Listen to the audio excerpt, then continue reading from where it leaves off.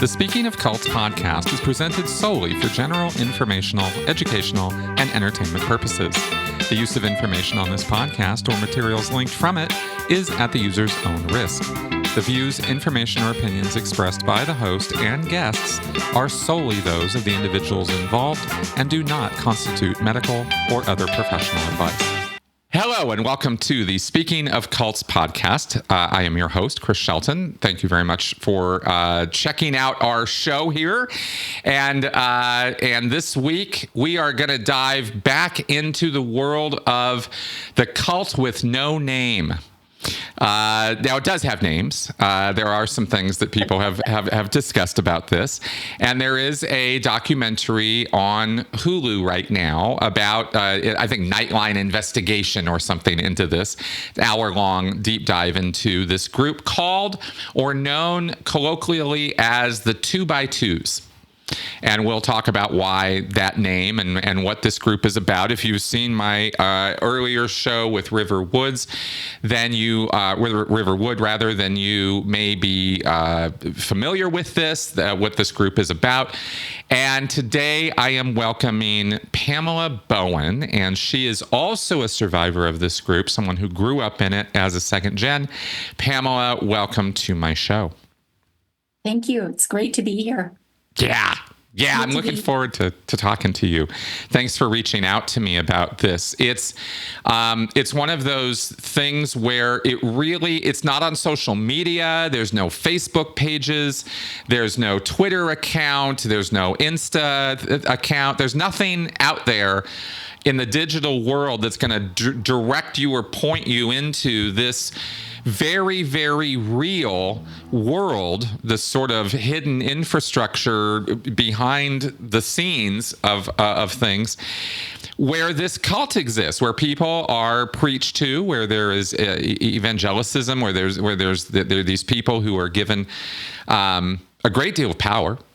And unfortunately, you and others have been at the receiving end of that and were abused by it. And so exposing this, bringing this out into the light, even though it doesn't have a digital presence, that doesn't make it any less real in the real world. And that's why we need to talk about it. So Pam, I guess we should start with kind of who you are and where you come from with all of this. Sure. So I grew up first outside of the cult. So the cult has several names: the Truth, the 2x2s, the Friends. So I'm going to refer to it as the Truth because that's the way we were taught. Great. Like that's with a capital T? It's with a capital T. and it has multiple meanings. Like it is the truth that you believe, and it is the truth of friends that you associate with. So my mom is, my grandmother, then her. So she was second generation. I'm third generation. She was raised in this after my grandmother left Catholicism because she became an unwed mother. And this cult took her in. I don't even know how that happened because my grandmother is Hawaiian and her family is Hawaiian royalty. My great uncle was a federal court judge for Hawaii. All of my uncles and outside of this cult were active in state representatives and mayors and of Maui and Hawaii. And so it was very interesting to see my grandmother take this detour from her family lineage, not only from what they believed in from Catholicism, but also even before that, our lineage of Hawaiian healing. All of that from my grandmother forward was taught to be Satan's work. So it was very difficult to have those gifts that came through my DNA and have them surface and then be told that I was Satan's daughter. And I was told that repeatedly. So my mom reprofessed when my father retired from the military. and we moved to Montana from Texas. And from that point forward, we were all required to go to meeting, and meeting is the version of church. So there are several types of meetings that occur on a weekly basis, and then on like a quarterly basis, and then on an annual basis. So there's Sunday morning meeting. Before we get into that, and I definitely want to get into the structure of this and how it works. But let me back up a second just to clarify a couple of things with your family and with how you got involved in this. Mm-hmm. So do I understand it right that you grew up in Hawaii? I grew up in Texas. My mother married my father, who was career military. So she left Hawaii and traveled with my father. Oh, okay. Your mom and dad met in Shepherd Air Force Base in Wichita Falls. So I was raised in Texas and then Montana. Got it. Okay. And in that time period in there, in Texas, somewhere in the Texas-Montana time period, your mom decided to convert over from Catholicism to this other. No, she had been raised in the truth. My grandmother is who converted. Your grandmother. Okay. And my mother left the truth when she married my dad, and then when my dad retired, for whatever reason, she decided she wanted to reprofess. So she professed again. Got it. For my first 7 years, I wasn't professing. Knew nothing of the truth, didn't attend Sunday morning meeting. And then all of a sudden, my mother moves to, we moved to Montana, and my mother reprofesses, and it caused quite a bit of tension between my mother and my father, because my father didn't profess at that time. And there are rules that are associated with one member of the family that professes, especially a spouse, and the other one that doesn't. It's called a broken home. Mm-hmm. Literally, that's what it's called, is a broken home. Mm-hmm. And it is frowned upon. And the kids are treated differently because they came from a broken home. Oh, boy. You aren't able to associate with all of the people in the truth because you come from a broken home. Wow. You're not allowed to have sleepovers very often because the people that don't come from a broken home don't want your kids or their kids in a broken home to be affected by whatever they perceive is going on in a broken home. Right, because one parent is not in alignment with the truth, and therefore who knows what they're going to get up to. Exactly. And in my case, my dad not only had television, but he had satellite television at that time. So we had 250 channels to choose from. And that was incredibly frowned upon. Right. TV is a sin, and it's not to be included in the house in any way, shape, or form. Right. Okay. So your mom and dad were married for how many years when she reprofessed? Let's see. 20? 20 years. Okay. So when she met him and kind of connected up and left the faith behind her, that was a new world for her. She had grown up in this. No TV, long skirts, no makeup, all this very, very ascetic, very, very hardcore belief system. And she left that to be with your dad, has a life, has many years with him, then has you. Were you the only child? No, I have 3 older brothers. Oh, 3 older brothers. Okay. Yeah, I have 3 older brothers, and my parents adopted 6 kids when I was 13. So oh my goodness, there's a lot of us. There's a lot of you. Okay. But prior to the adoptions, it was your 3 brothers and you. Yeah. And then she, for some reason, after 20 years, I got to go back. I got to get back into this. I have strayed from the truth, literally. And so off she goes back into that, knowing full well it's going to cause tension with dad and with the family, but she does it anyway.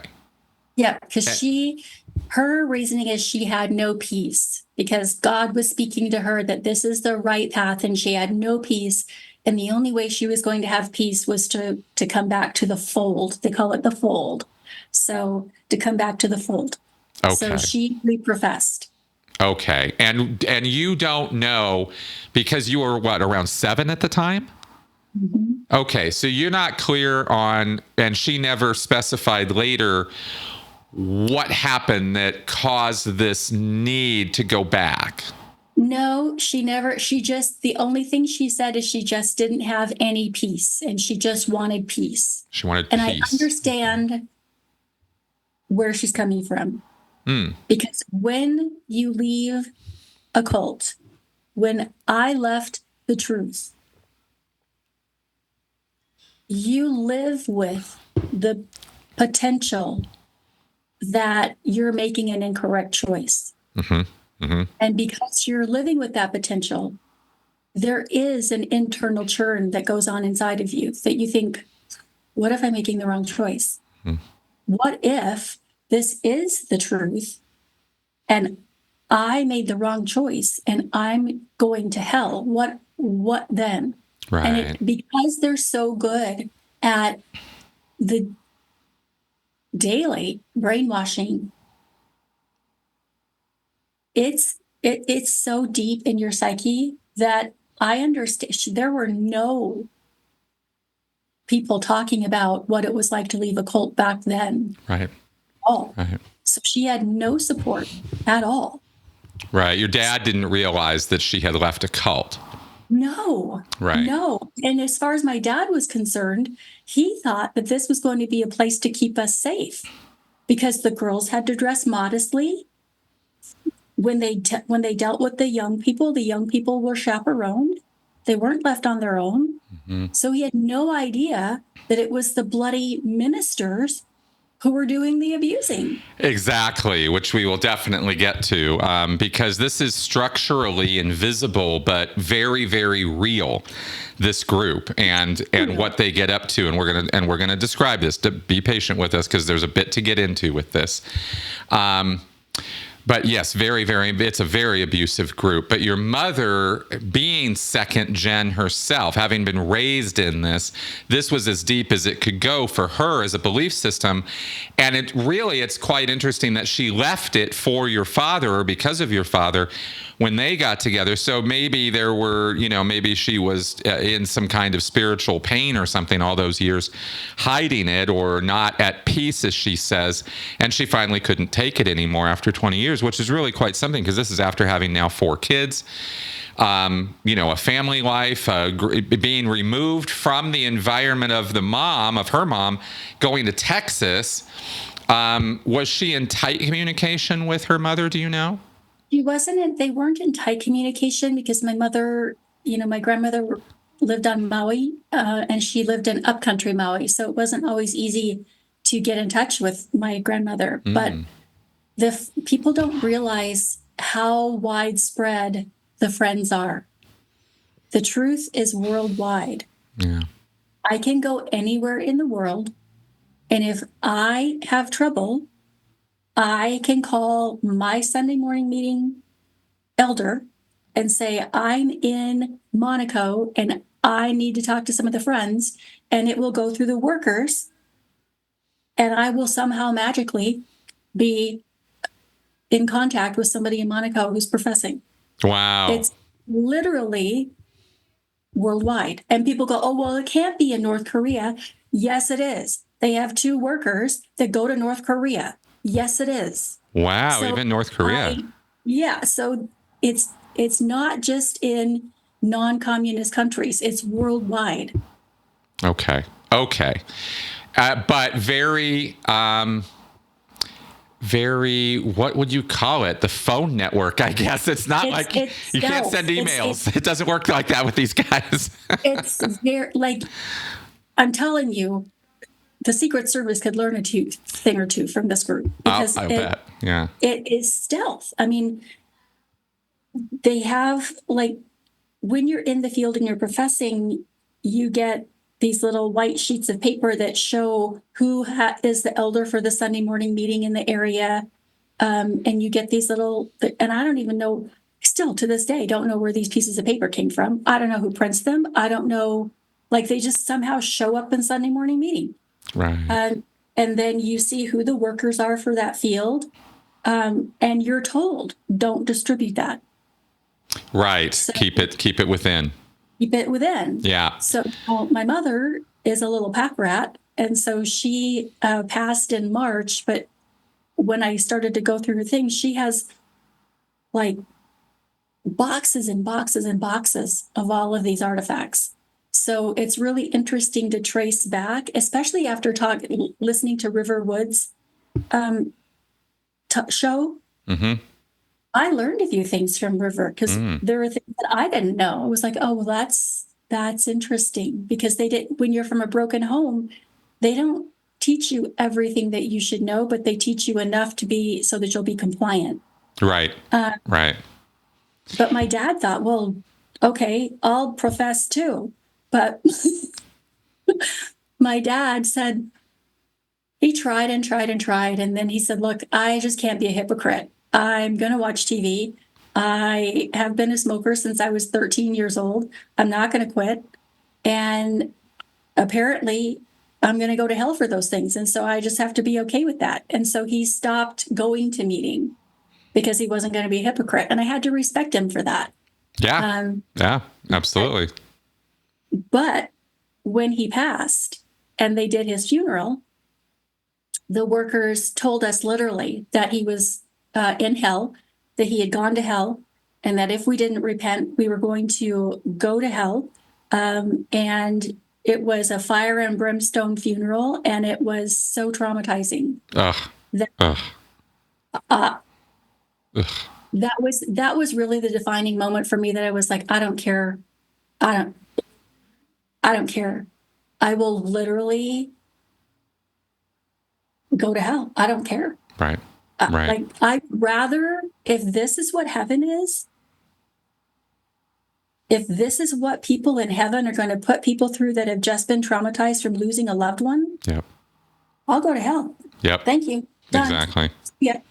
Exactly. It's that stripping away of empathy and compassion that is sort of the hallmark of cultic behavior. It's a common thread that doesn't really get talked about enough, I don't think. I don't feel like I talk about it enough.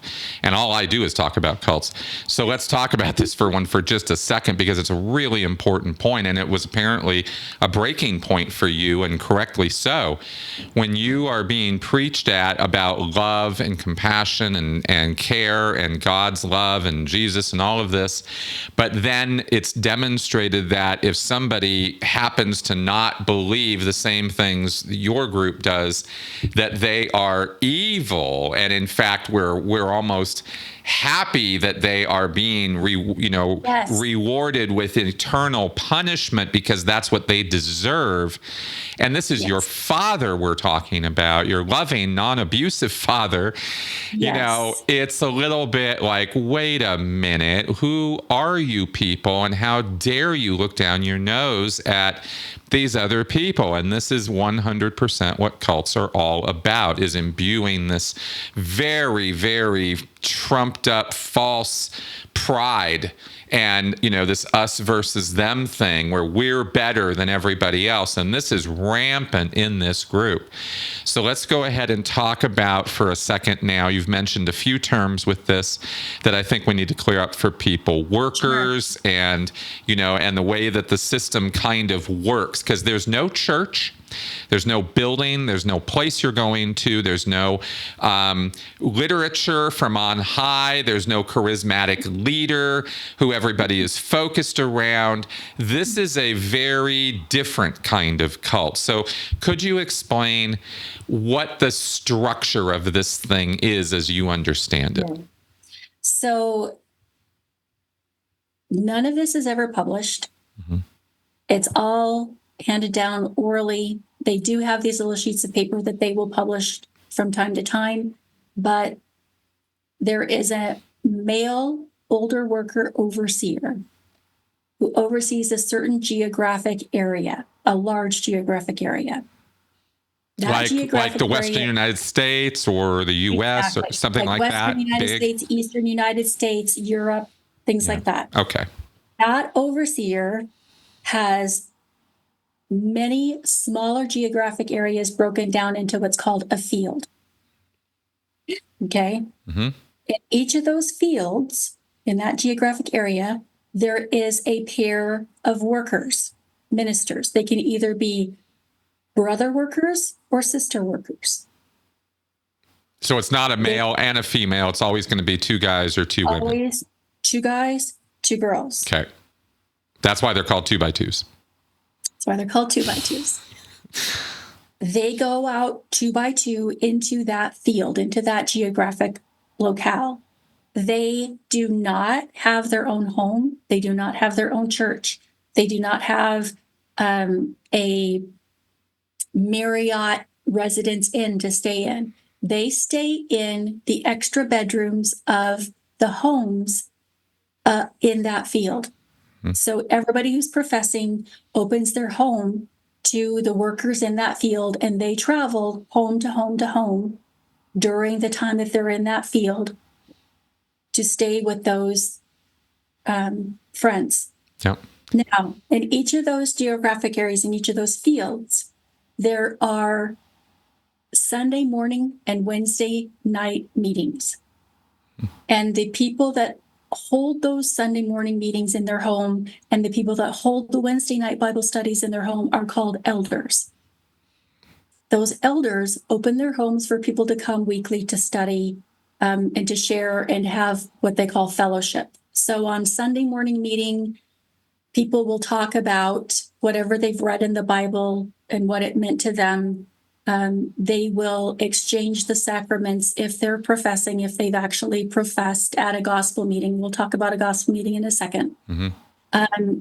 And then you'll sing some hymns, and then the elder will close the meeting. On Wednesday night, Bible study, and this is where the brainstorming really starts to happen, or the brainwashing, is that you get a list of what you're going to study weekly. And on that list is not a chapter or a section of the Bible. It's literal verses within the chapter. Mm-hmm. So you are focused on the verses they want you to learn. Mm-hmm. And it takes that verse out of context because you're not to pay attention to what goes on around that verse. Sure. It's just that little verse. So it starts to brainwash you. Then there is what's called a Sunday afternoon gospel meeting. And this is where all the people from these Sunday morning meetings come together again on Sunday. So 10 o'clock is Sunday morning meeting, about 3 o'clock is Sunday afternoon gospel meeting. You go to gospel meeting, and the 2x2s, those two workers, stand up and they start and they testify, I guess, as they give their testimony about what they've done. And then that's where more brainwashing occurs, because they literally take the kids that are under the age of 10, line them up in the front rows, and they start to orally quiz them. It's like a flashcard session of what they want them to know about the Bible. Mm-hmm. And the kids are learning through repetition what they want them to know about the Bible. But the 2x2s who come through and do this work are not operating on some script from on high or a curriculum. They're rolling this out on their own. Is that right? Yeah. The curriculum, they don't have it written, but the overseer is the one who really sets the direction. So the workers are responding to direction from the overseer on things to push or verses to talk about or how to emphasize or what to emphasize in the various scriptures. Yes. And I'll tell you how that happens. Yeah. So annually, in each of the areas, there's what's called a convention. Now, I'm from Montana, so there are 3 conventions in Montana. And a convention is a very interesting structure. So it is 4 days: Thursday, Friday, Saturday, Sunday. All of the workers, and they will actually have workers from overseas come to these conventions. So usually it's a panel. of workers that come to these conventions. There are 3 meetings on each of those 4 days. And there are about 6 workers who speak at each of those meetings. So there's about 24 people who speak in those meetings 3 times a day, 4 days. Those meetings last anywhere from 2 to 4 hours each day. So in between that, you get breakfast, lunch, and dinner. And then if there's time left over, there's usually a hymn sing for the young people, which, if you've watched Bridgerton, is like promenade for the truth, right? So all the young people are there supposedly to sing hymns, but it's really to match them up to a spouse. And they are ultra conservative. So women are not allowed makeup. They are not allowed to cut their hair. Their hair has to be in a bun. They wear dresses. You are not allowed to wear pants. Wearing nail polish of any color is a sin. Wearing jewelry is a sin. You are not to put any piercing on your body. Tattoos are a sin. You name it, it's a sin. Yeah. So this is where a lot of the abuse happens. This is where, because the parents, when they get there, they literally feel so safe that they let the kids run wherever the kids want to run when there's not meeting in session. And if a brother worker or a sister worker happens to say to a parent, I need to speak with your child outside of the meeting for a few moments, they literally trust them to hand their kid over, to take them to some private locale to supposedly have a discussion. And it's abuse central. Is it? Tell me more. What do you? My brother. Like sexual abuse? Sexual abuse. Oh my goodness! Right there at the convention. Yes. Wow. They don't. The friends are so trusting because these workers are put in such a position of almost idolatry. They're considered so sacred and so special because they're sacrificing everything in their life to go forward, to give up all their worldly possessions, to live out of a suitcase, to come to preach to me. It's the least I can do to give them my all. Sure. They don't realize that how many predators look at that and go, oh, it's open season. Yeah, unfortunately, that is the case. And these workers, male or female, are invited into people's homes. Often, as I understand it, it's individual, right? They're not sleeping 2 by 2 in the same bedroom. They usually have one of the workers will go to one house, another worker will go over to another house, and they are in positions of complete trust. And so if the worker is staying over at a house, that worker might wander into the children's room and get up to no good. And so long as the parents, turn a blind eye, don't pay attention, aren't listening for it, aren't watching for it, they can get away with this. And there have been multiple instances of this having happened. This isn't just could it happen? It has happened. Over 800 so far. 800, right? That's a lot.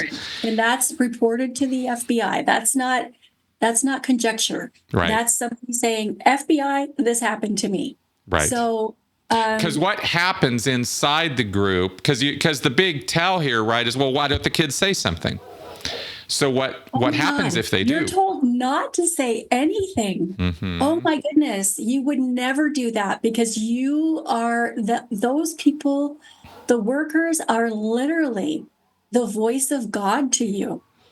God speaking directly through them. So if you counter anything for them, you are literally going against God. Oh my goodness, they would never, ever, ever. In fact, I will tell you, and my brother gave me permission to say this, so I'm not disclosing anything out of turn. When that documentary came on and I watched it, I've always throughout these years had a feeling about one of my older brothers. I can't tell you why I've had the feeling. I've just had the feeling.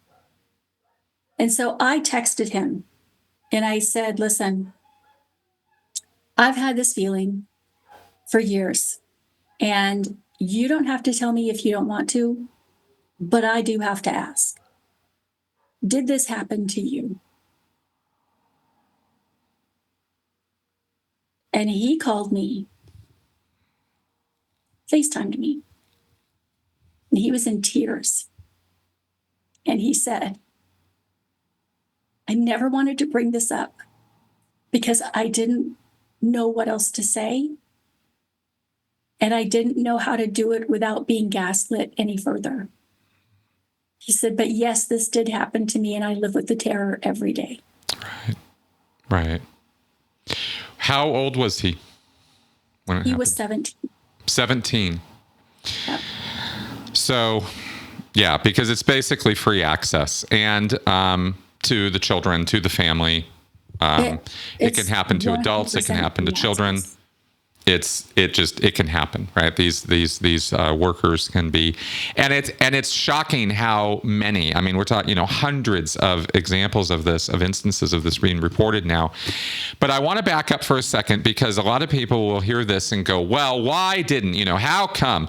They'll get various reactions of blaming the victim. How come nobody said anything? How come they didn't do anything? People did say things. Well, but here's what you're taught in Yes. the truth. Tell me. Because I think there's a verse in Corinthians. I don't remember if it's Corinthians or Galatians, or I don't remember. But there is this verse that talks about taking up the issue directly with the person instead of going to authority. So you're taught to direct the conflict to the person directly rather than reporting it to an authority. In other words, it's almost a sin to report anybody in the truth to any legal authority. Right. Because the law has no bearing on the truth. Because the truth is from Jesus, the laws are from man. Right. So there's a cultural setup here where, again, us versus them. This is where isolation really, really becomes a very important thing to understand, because isolation is your first sort of component of coercive control, of the kind of control that you can, that you can exert over people like this, where you're abusing them, and you isolate them. That's the first step. And isolation in this group entails, remember what we said earlier, no TV, no radio, no outside sources, no makeup, no clothes. Obviously, this means no friends with people who are out there. How are you going to relate to people out in the big wide world if you can't talk about or relate on anything common, right? So you're going to be isolated into friends and family of this group, and those are the people you're going to be talking to, and all of them believe that these workers are voices of God. So you can imagine the amount of pressure, of weight that must be on the children if they are suddenly aware of, or become abused, become victimized by these people. The confusion and the cognitive dissonance that must erupt in their heads over it's a man of God or a woman of God who has done this to me, therefore what they did to me was holy and good, and my reactions to it must be what's wrong here, right? It's my fault. I did this. Right. I'm Satan's daughter. I did this. Right. And that's a tailor-made. That happens. Yes. That's tailor-made crazy right there. Yes. And the other thing that happens is that the parents, with all good intention, will report this to the elder overseer, to the male worker. It's always a male worker. There is never a sister overseer. Sister workers are a subservient division, and women are second class. Right. So the male overseer gets the letter from the parent, and instead of going to authority, going to the law to say, I have had this reported to me, we've got an issue, here's the documentation, take it from here, Mr. Policeman. They take that worker and they shift them to a new field. Exactly. They do the Catholic thing. and never Switch. another thing is said. That's right. Switch, switch, switch. And nobody is warned. Nobody's given any advance heads up notice. They just send them somewhere else. And this is enabling sexual predation. Make no mistake about it. This is knowing, premeditated, willful activity on the part of these overseers. They know exactly what they are doing. And they go ahead and do it anyway. Now, why is it that they would do this? Is this a PR thing? Is this a protect the image of the church thing? What is this that they let these people get away with abusing children? I genuinely think that they believe that somehow the child or the victim has been corrupted by Satan, and therefore they tempted that minister, that brother or sister worker, they tempted that worker into these actions. And so as a result, we have to forgive them because the Bible teaches forgiveness, and we'll move them to a new field where none of these children in this field are corrupted by Satan. Right. That's the only thing that I can genuinely think that they're thinking, because anything else is so evil. I don't even know. I don't even know what to say to that. Yeah, it really does leave you a little speechless, doesn't it? Because it's one of those things that is so unbelievably destructive to future generations, to to children. And again, let's underline, boldface, italicize here. There are hundreds of reported cases of this. This is not conjectural. We're not off in hypothetical land when we're talking about the potential abuses of power. This is a group that has gone out of its way to abuse its power and cover it up. And this has been going on since what, the late 1800s? This group has been around?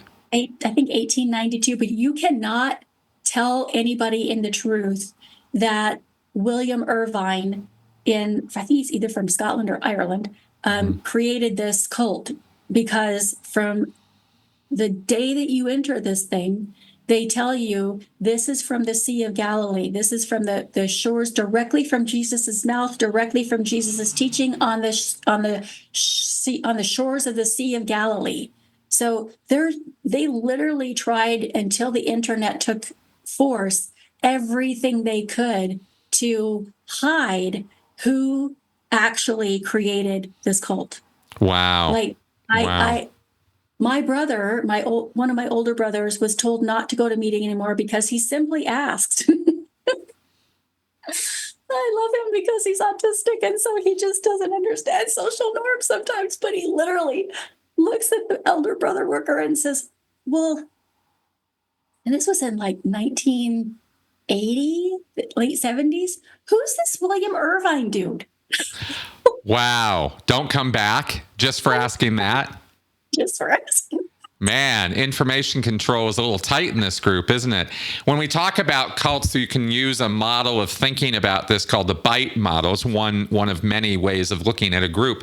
And this is particularly useful because if you have a group that's engaging in behavior control, information control, thought control, and emotion control, BITE, B-I-T-E, you have yourself a very coercive group. And this is lining up to a T here, right? It's lined up. Just that gave me chills, especially the emotional control and the thought control. It's all there. So your behavior, everything that you can and cannot do, information, what you can and you cannot read, what you're able to say. And apparently William Irvine was not it. Yeah. That's wild, and it's almost backwards. See, a lot of people will get confused by this, and so let's clarify it for them, because cults are not always about exploding or celebrating their founder or the thing that started it. This is not Jim Jones in Guyana. That's this is right. not that. That's right. This is not a charismatic leader. This is a homegrown cult. And it's another kind of model, you could say, another kind of way that this happens. Similar to the Duggars and the Gothard thing, right? Where you empower the family unit, and the father as the head of household excuse me, is the one with the power, and he's the one who's protecting the family from the darts of Satan with the umbrella of Jesus and all that. That's the Duggar thing, where the father is the decider, is the one who must be submitted to. It's the father's authority that comes from Jesus, and Jesus to the father, to the mother, to the kids. That's the sort of hierarchy, and the children are to submit to the will of the parents. The wife is to submit to the will of the father, and of course, theoretically, the father is submitting to the will of Jesus as understood by the scriptures. And this is the Gothard-Duggar plan. How does that compare to what happens in 2x2s? That is very much what happens in 2x2s, unless the father figure isn't professing.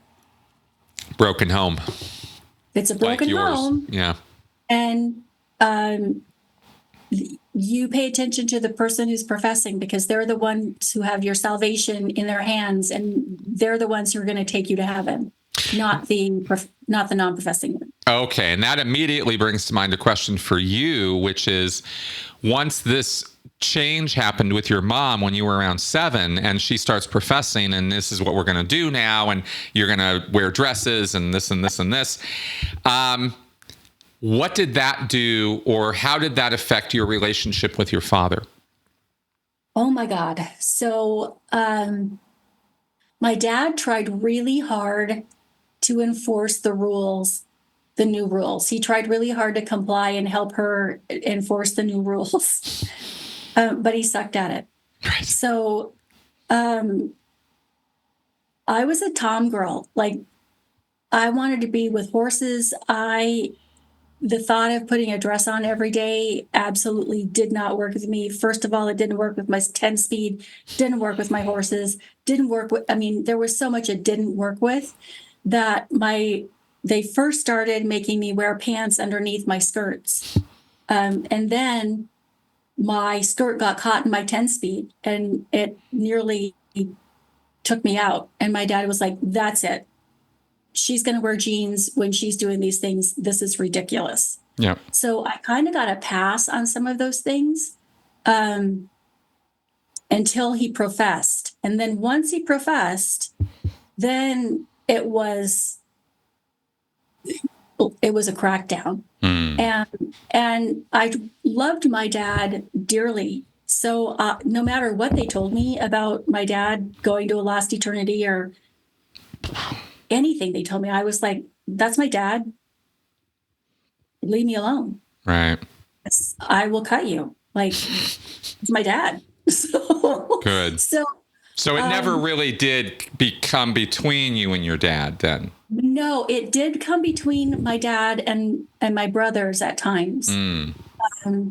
But my dad, before he passed, he apologized to all of us, and he said, listen, I'm so sorry. But I just couldn't follow this. I couldn't be a hypocrite. And we're like, Dad, we love you no matter what. This is ridiculous. Right. I'm sorry, but it's ridiculous. So they weren't ever successful in separating us from our dad. But there have been many instances that I've seen where the kids were such believers. And it probably had to do with the fact that we weren't born. Like, my first 7 years were not spent in the cult. So if that had happened, I can see where there would have been a huge separation that occurred. But for me, I wasn't having it. I was like, no. That's good. That's good. So you had already formed strong attachment bonds, which is great. That's exactly what you want. So that's good that it didn't come between you guys. Because, the potential is obviously there. And not only the potential, but the effort proactively by the group to create that alienation. To separate that, yes. Right? To separate the family unit because of the fact that the whole group isn't on board with this dogmatic way of looking at the world. Now, let's talk about... They did try to be proactive at that. But, my father was career military. And he did several tours of Vietnam, and he was gone when I was like 2. I still have his letters that he wrote me from Vietnam. Wow. I had already had an early childhood experience of having lost my dad. Mm. It was not happening. Right. The one thing that I think is interesting for me that I look back and go, well, thank goodness I had this, is I'm stubborn as hell. I mean, I'm like, no. So it was difficult for them because I was stubborn and logical. Right. And so I never fit. Like, I remember asking them, well, I don't understand. I can wear clear nail polish, but if I put pink nail polish on, I'm going to hell. So what is it? The red 40 that's sending me to hell? I'm confused. I'm very confused. Yep. So it just never worked for me. Wow. Thank goodness. Yeah, exactly.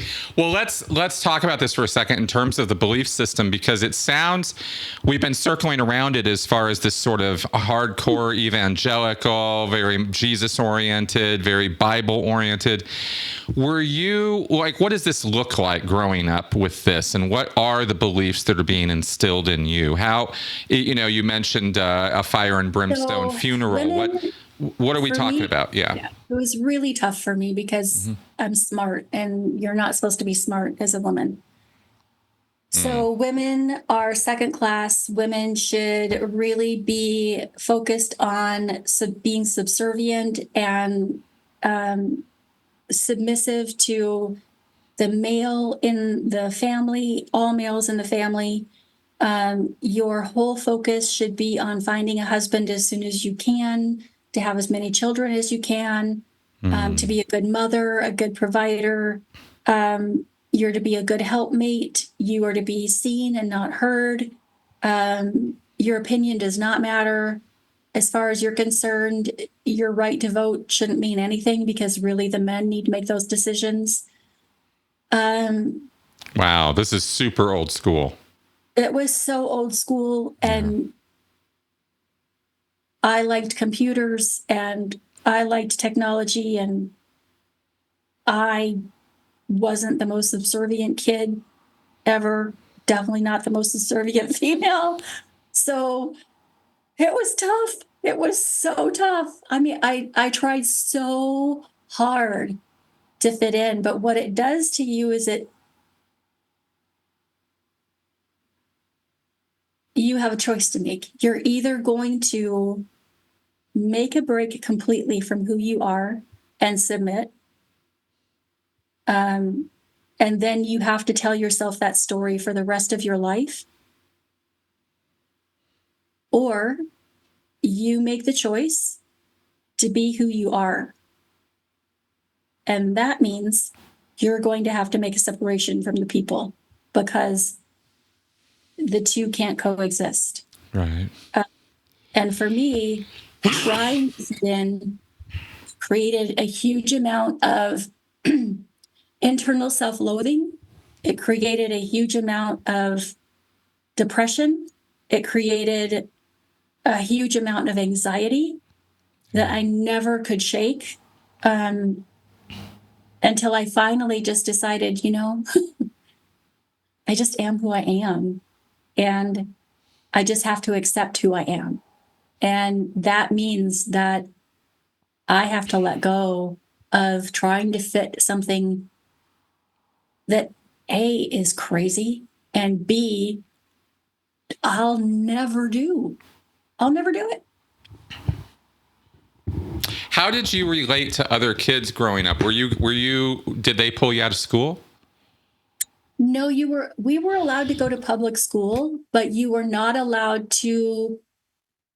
You could do some things. Like I was the copy editor of the yearbook, so there were some things that you could do, but I wanted to do theater, I couldn't do theater. I wanted to do dance, I couldn't do dance. My father overrode my mom and did let me run track, which is shocking, because girls should not be sports oriented in any way, shape, or form. Right. It's just taboo. Right. You are taught to be in the world, but not of the world. So you can be nice and civil to people, but there's always this separation that you are to hold yourself separate from them and not entertain their thoughts or anything that they would find interesting. Right. And this is coming from a strict interpretation of the Bible, or where is this coming out of? The King James version of the Bible. Okay, King James. They're very specific. It's the King James version of the Bible, and it is not any of the new NIV versions, or it's just the straight old King James version of the Bible. Got it. Which that never made sense to me either, because I was like, well, what were the Bibles before the King James version? Right, and exactly. why was King James so special? So that just never was like, get out right now. Just go. Exactly. Yeah, it was so hard. I tried so hard, but I just didn't fit. Well, I mean, with tough questions like this, it's like, whoa. I mean, wow. Okay. Oh, and there's a hymn book. There's a very specific hymn book that they make as well, and it's their hymns. Oh. How are their hymns different from what you see otherwise? Do you know? It's much more geared toward the terminology of the truth. So there is, I'm trying to think of one. Oh, there is love, there is peace in the fold. Those are the actual lyrics of one that I can remember. Okay. And that language has special meaning, or? Yeah, and some of them are very, I mean, I'm just going to say it, they're gaslighting hymns. and how do you see that? How are they gaslight? Like, what do you mean? Because it's like the lyrics are a big guilt trip. Ah.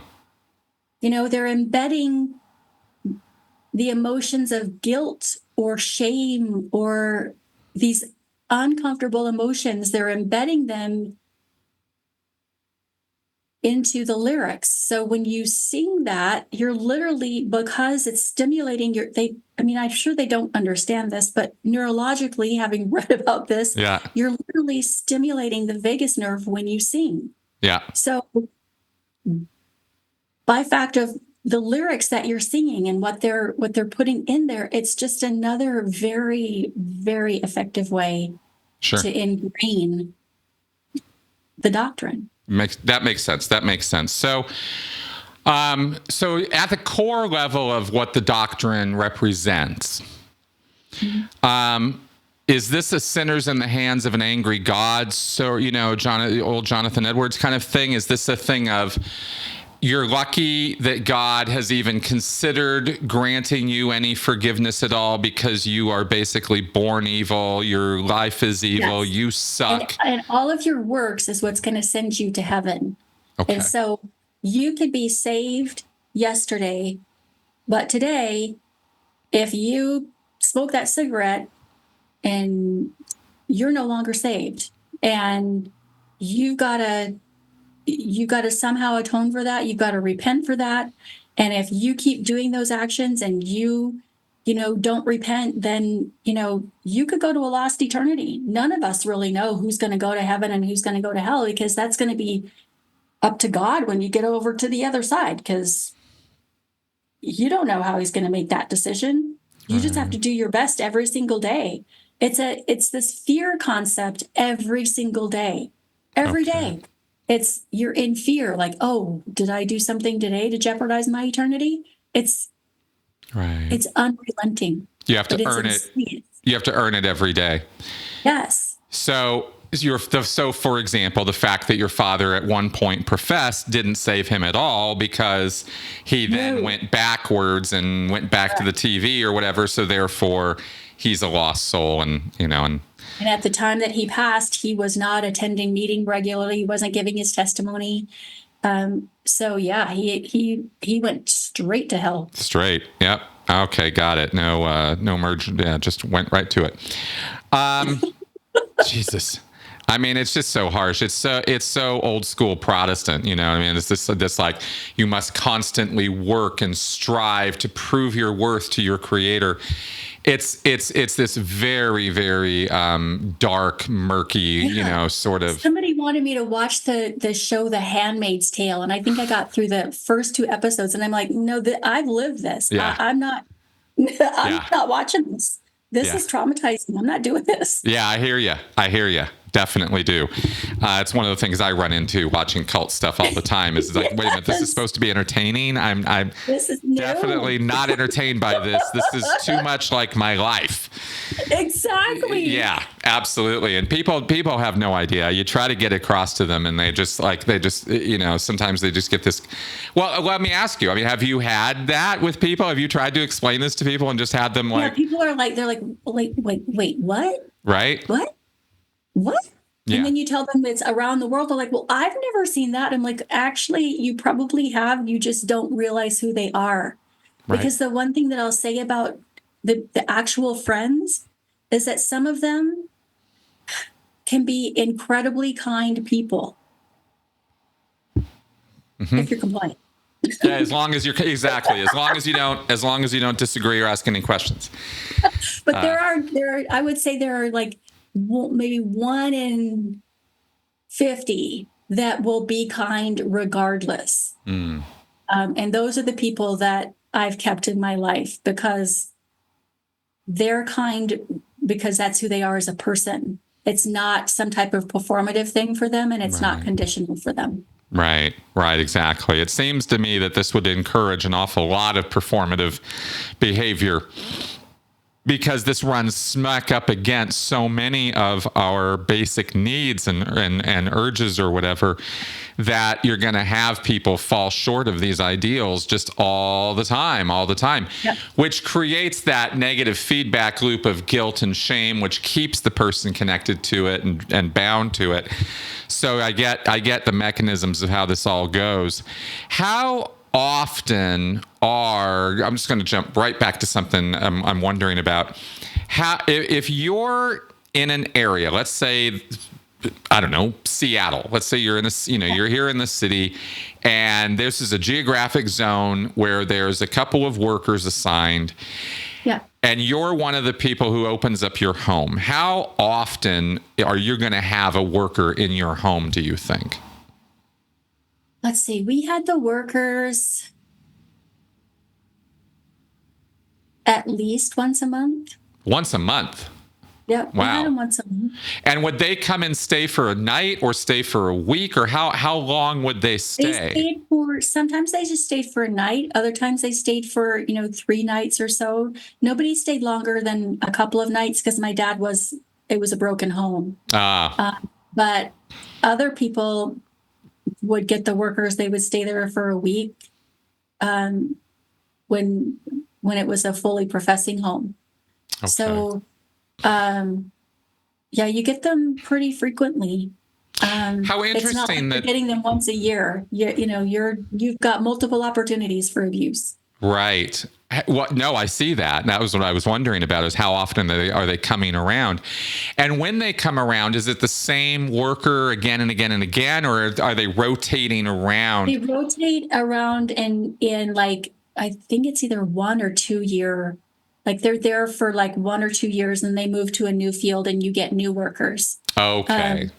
Okay. So you'll see the same guy again and again for like a year or two period. Yeah, but it could be like they're gone for 5 years and then they're back. Right. Like, so, they very rarely rotate from Western to Eastern. Like usually the Eastern workers rotate around the Eastern side. The Western workers rotate around the Western side. Right. They rarely, now I know why they switch, but yeah. Got it. Okay.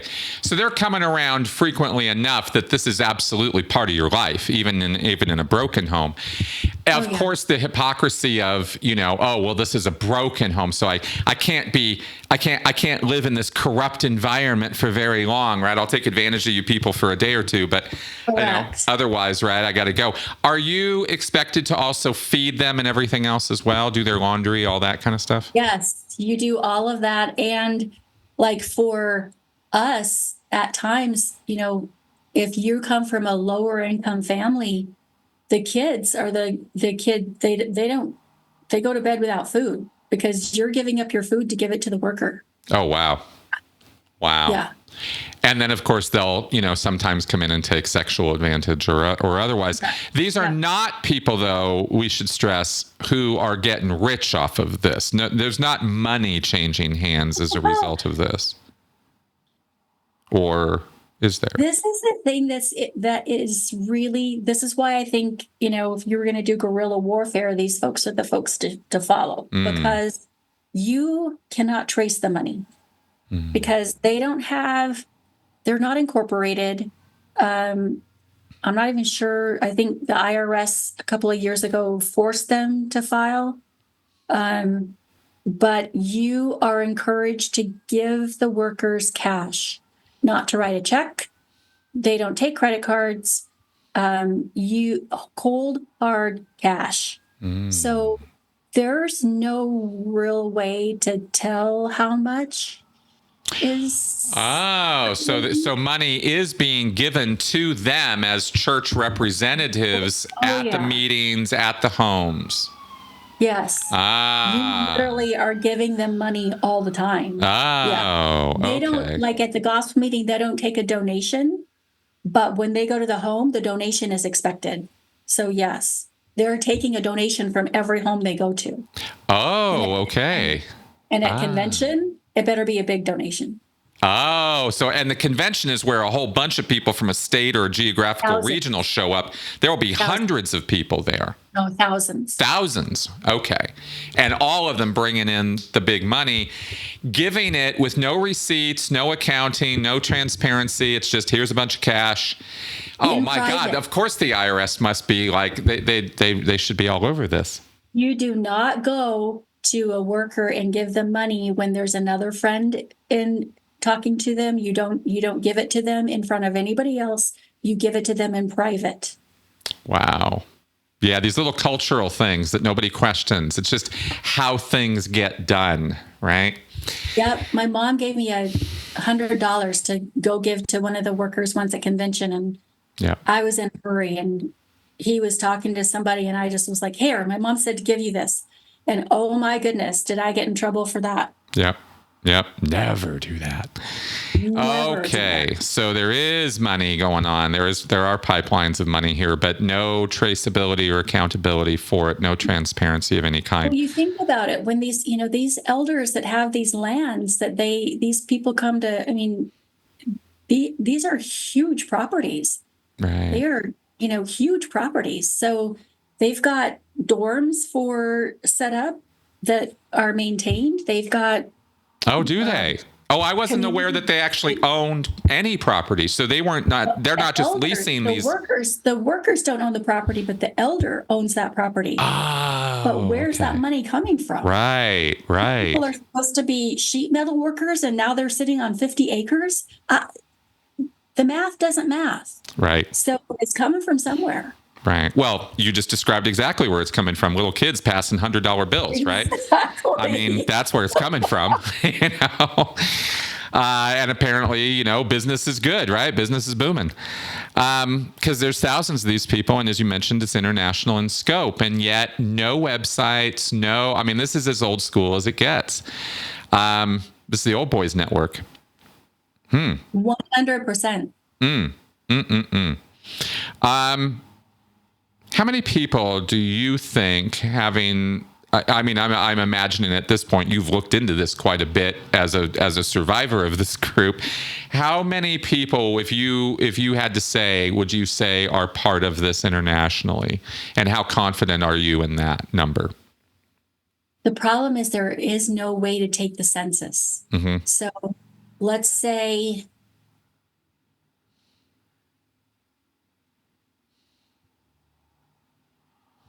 we did the math.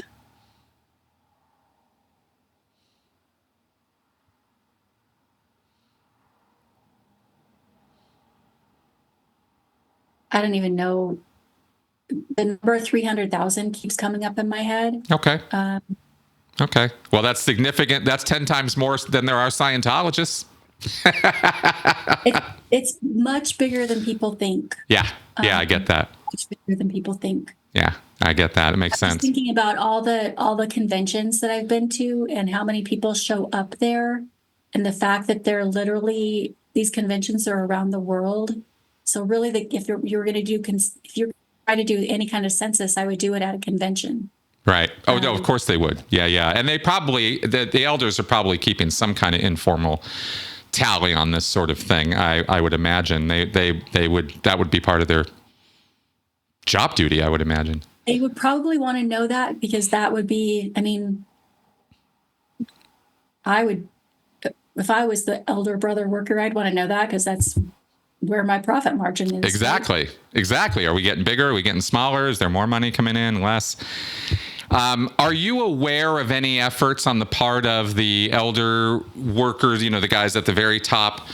Are you aware of any effort on their part to independently fundraise or go after individuals or anything for big amounts of money? Or is it all, as far as you know, is it all done through this informal process? A lot of times the people who become elders are the people who are more financially wealthy. And I can't tell if that's because the elder worker is giving them money or the other way around. Right.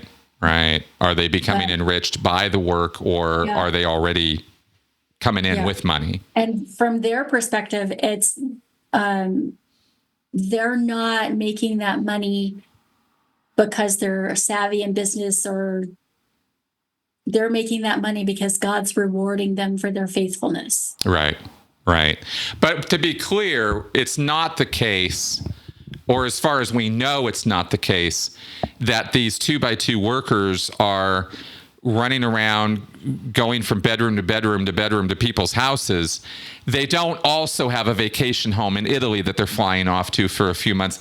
This is their life. Is that right? Or am I?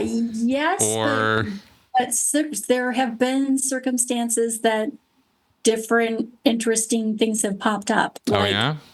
Somehow there's a retirement home that I know about. I don't remember where it was, but one of the sister workers told me about it when my mom passed, that I think she called it Rosebud or something like that, that somehow has been magically purchased, that some of these retiring workers live in this retirement home. And it's only a retirement home for the friends. Right. So I was like, whoa, where's this? What?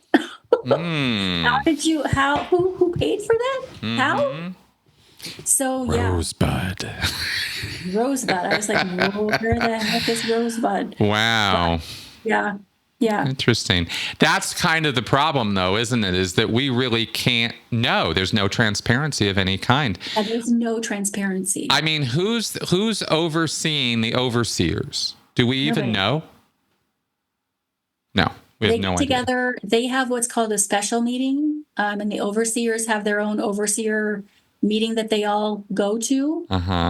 Usually right before a convention, because there'll be what's called convention preps. So that's where they start to bring the people in, and they start to get the location ready for these thousands of people to show up. So they pull the food in, get the dorms ready, get the tents ready, get the meeting tent ready, set up all the pews for like the benches and the tents, and it's a lot of freaking work. But in that prep period comes the overseers having their annual meeting. Okay. But so that's as close to the top as the regular people are ever going to see or get to. Yeah, you'll never get up. Yeah. Yeah, you're not going to get past that. Those meetings are not open to any of the friends. Those are only to the brother workers. Okay. Boy, to be a fly on the wall, huh? Oh my goodness. That would be a fly on the wall. Yeah, be interesting to see what those boys get up to. Just thinking about the people that I, growing up with, that the things that they said to us, about our home, about my father, and then to see them accused of sexual assault on multiple occasions, not just one person coming forward, multiple people coming forward. Right.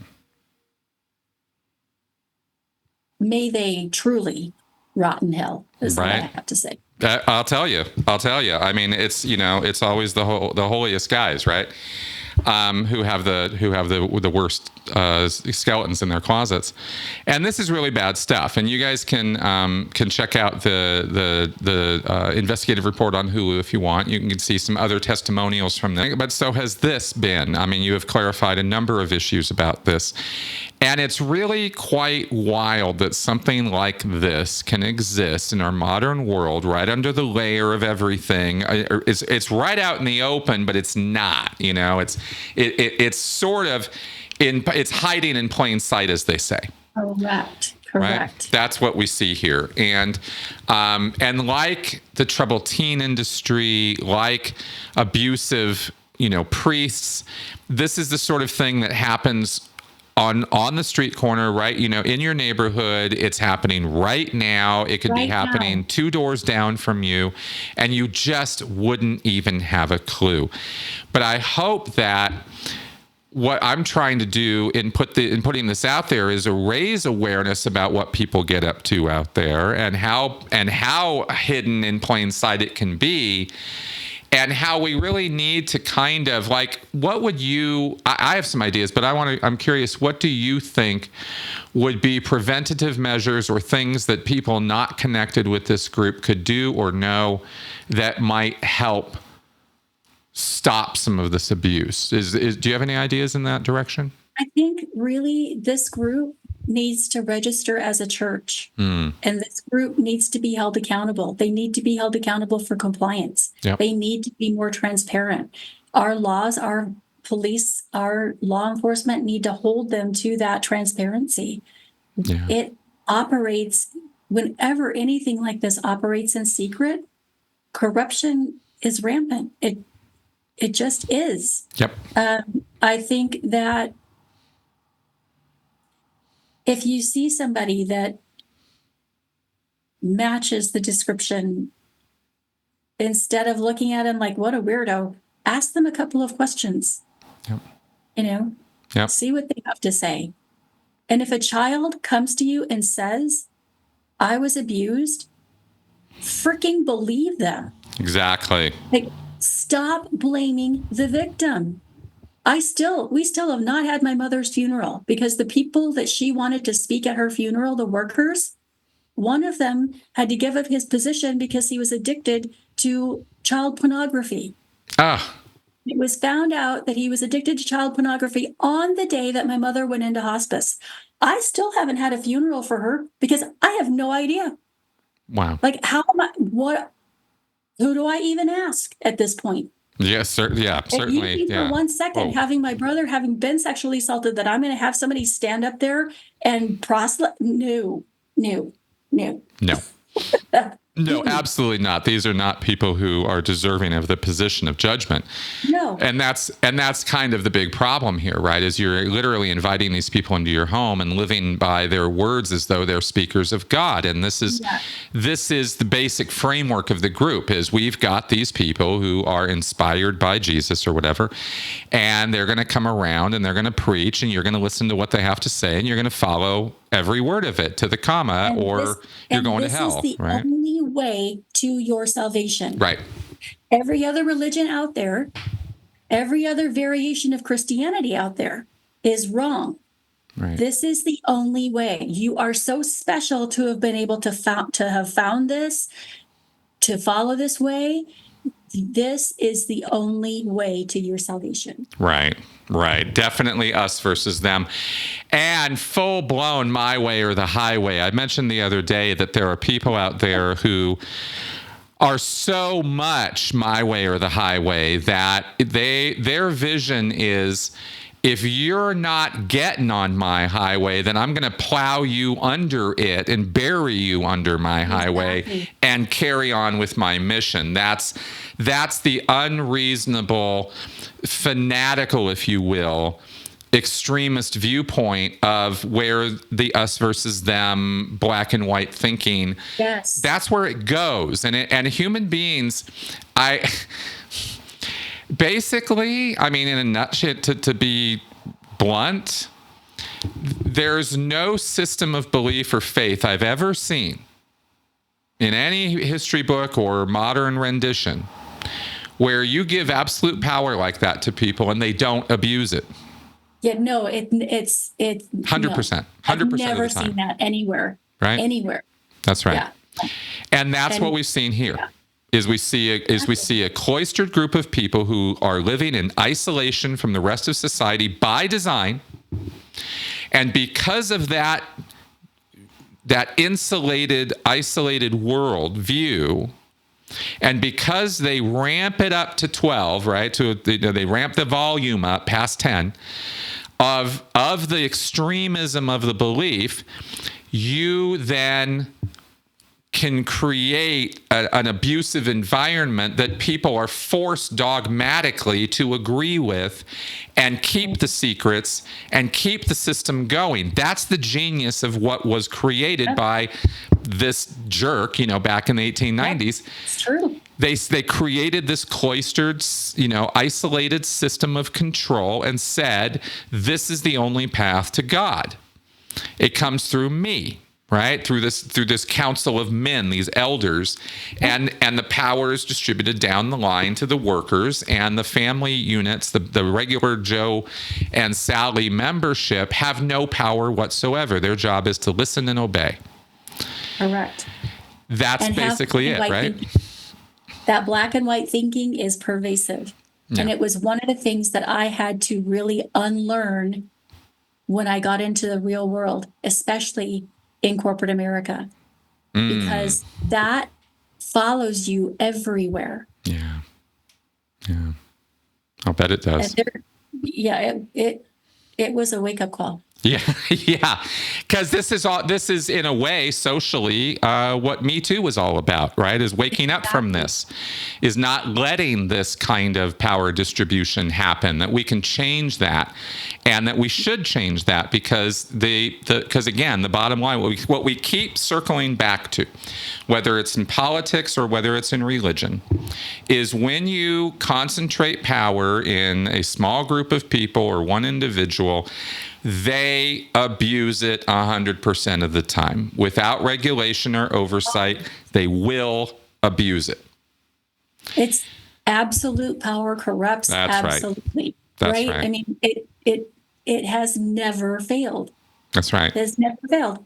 That's right. It's simply our nature, and it's not a matter of, there are good people and bad people and all this. When we're talking about systems, we're trying to transcending that. I'm not talking about, yes, one good man can change things for a while when it comes to a system like that.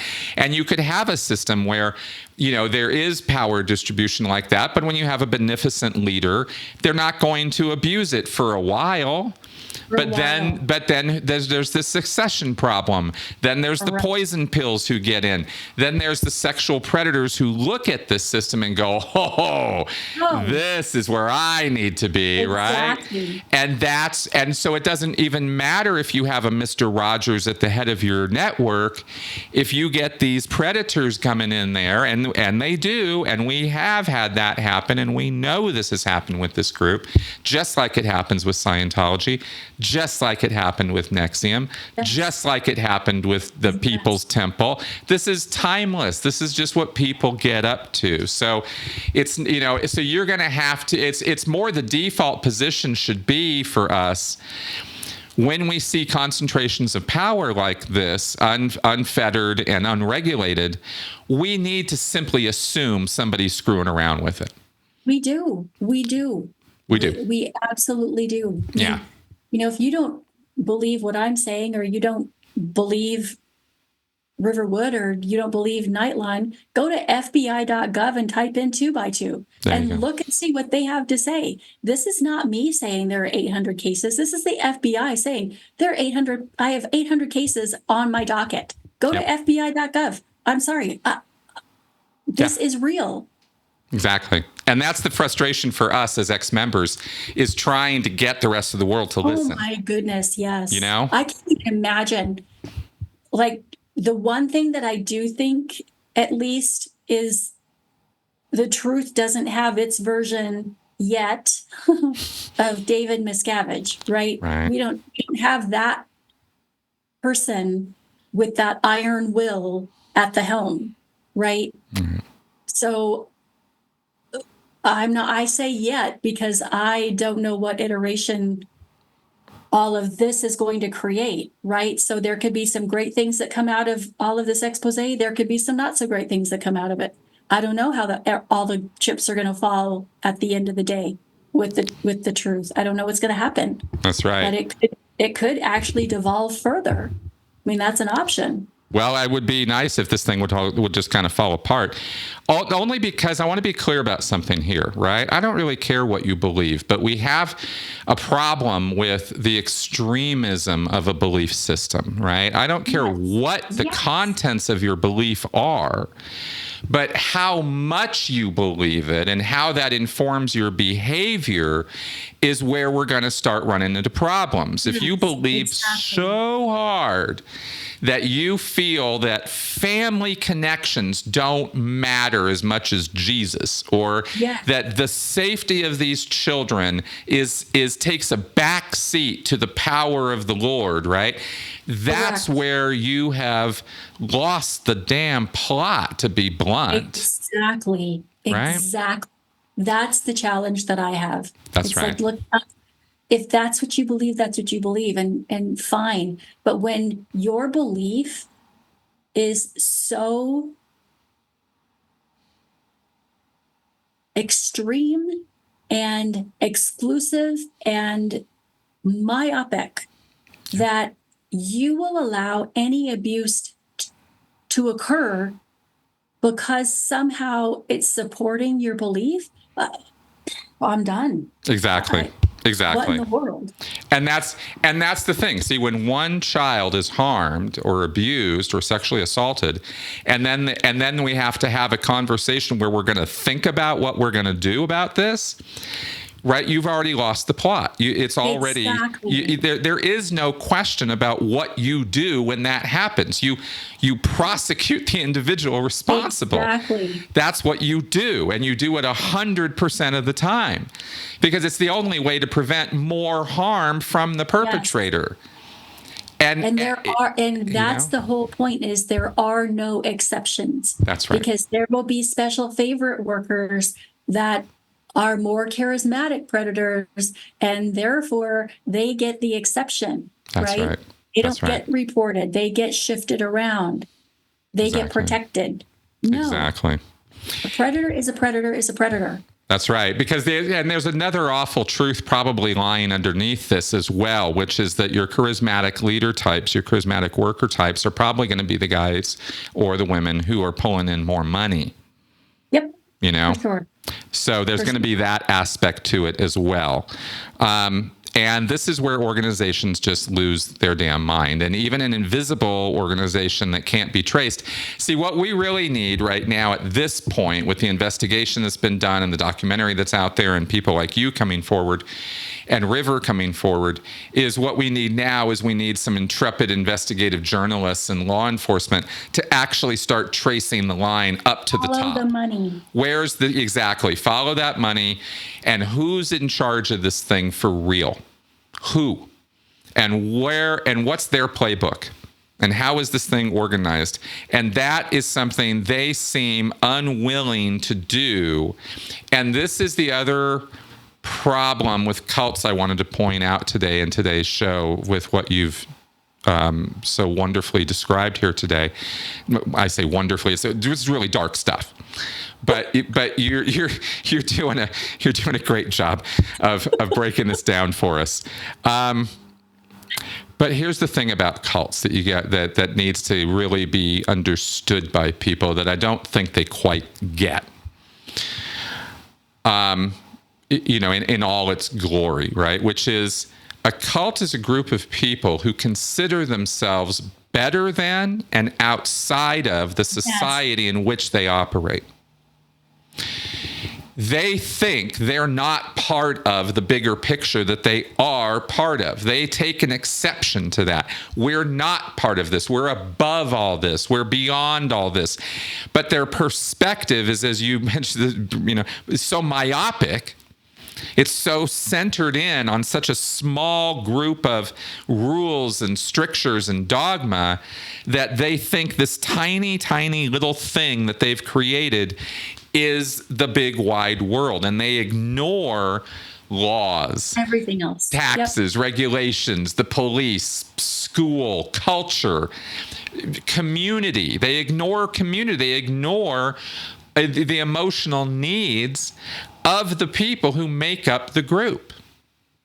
They just straight up make a practice out of denying and suppressing and not allowing the free expression of thought and emotion and behavior and belief, right? That's what a cult is. Yeah. That's what it is. We have lots of characteristics. We got lots of this, lots of that. But if you really want to break it down, it's a group inside a bigger group that doesn't think they're really part of it. They think they're outside it, right? And because they think they're outside it, they have license to do whatever they want. Anything we want, we get to do because God commands us, not you secular authorities. And this I am of the world and not in the world. That's and because I am of the world, I do not have to abide by anything that is in this world, because this world is the laws of man and I abide by the laws of God. That's it. That's exactly it. Because once you have that degree of separation, and these are absolutist statements. These are totalist statements. They're very black and white statements. There's no gray. There's no nuance in these statements. God's on our side. The thinking is done. I don't have to think about this anymore. He said it. I learned it. That's all there is. When it's that level of simplicity to a person's thinking, they are dumbing themselves down to the lowest common, the stupidest version of themselves, basically, the least informed, the least rational, least skeptical version of themselves. And people will do this willingly because they believe, for some emotional need that they are, gaining salvation, gaining certainty, gaining power, whatever. And they'll agree to this. But it's when you are bringing children into it that we have got to say, okay, you're a dumbass adult. You want to go live that way. I can't stop you. But you never, ever, ever, ever have the right to inflict those beliefs on children to the degree that you're now assaulting them and saying this is the Lord's work. And making, I'll give you an example. Yeah. Making an excuse. This wasn't a brother worker, but this was one of the friends. He had traveled from Montana, I think to Utah it was, to, in his words, talk to a young woman, I think she was 15, 14, about her salvation, because they had started this chat online about who she was and how she was doing. Now, understand, this man is married with 3 kids. In no way in hell should he be talking to a 14-year-old online. Okay, right.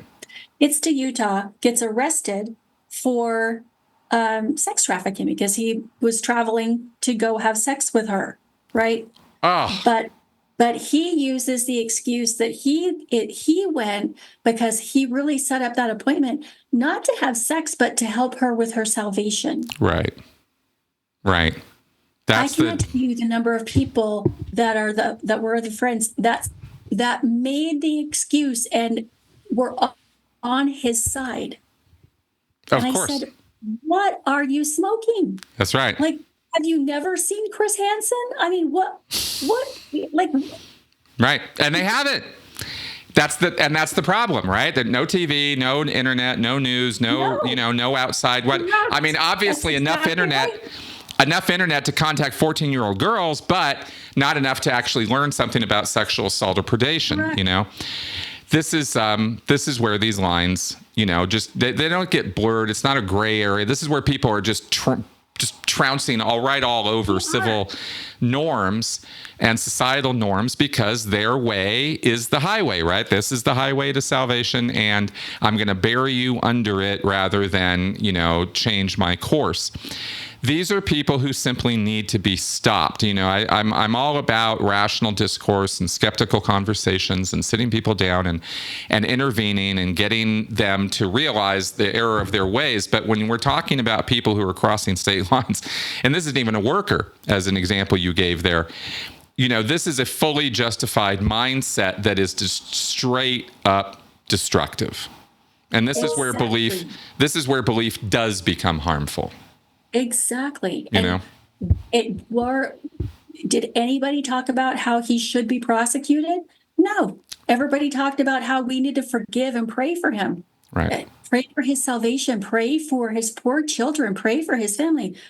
I'll pray for him, all right. Yeah, exactly. I got some ideas of where that guy should go. You're not going to like the prayer, but I'll pray for him. I'll throw one at you. Yeah. So, okay. So this is so we got, we get to snark about this a bit, but it's important that people realize, right, that this is happening out there. This is not it's not a fantasy, right? This isn't just some story we're telling you. This has been your life. Of course, my own life was touched by this in many, many ways. Not 2 by 2s, but by cults. Yes. And this is what's out there. This is what people get up to, So I think you're exactly right. I think it's way past time that this group, as a group, be held accountable, be held to some transparency, some organization, some filings with the government, some oversight. This kind of thing would be a start, but this whole thing needs a massive overhaul, top to bottom, because what's been created is a predator's paradise. It is. And, even to the point of needing, if I go to Great Falls, Montana, and I look up churches, I can look online and it'll give me the address of churches. I can't do that with this group. Right. Somehow they have to have some type of transparency so that you can see who's where. Exactly, because you cannot.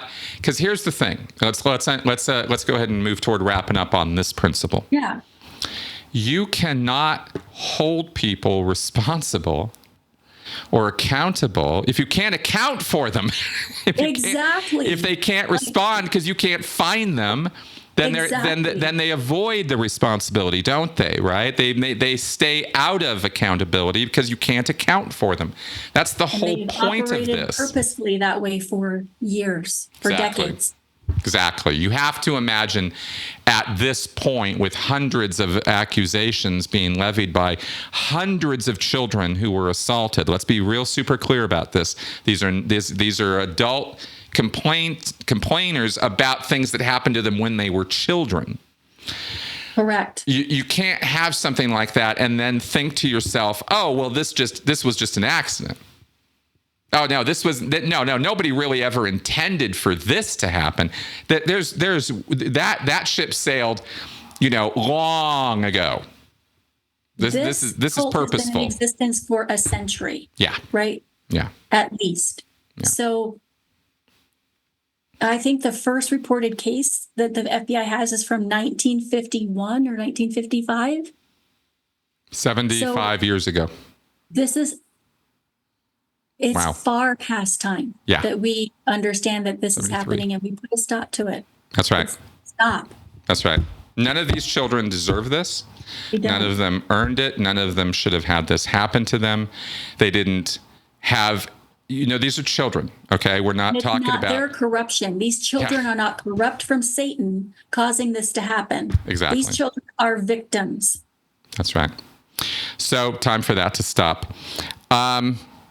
Now, you're in the fight. How do people reach you, or what's your mission here now? You're being interviewed by me. Are you writing a book? Are you getting on other media? I'm not writing a book. I really, I just started this fight. It took me a very long time. I used to tell people I was in a cult, but I never could really articulate how or why or what the impact was. I'm starting to figure that out, and I'm starting to write about it. You can reach me on X. I'm Pamela Haunani on X. You can reach me on LinkedIn. I'm Pamela Bowen on LinkedIn. Great. So yeah, those are two great places to reach me. Very good.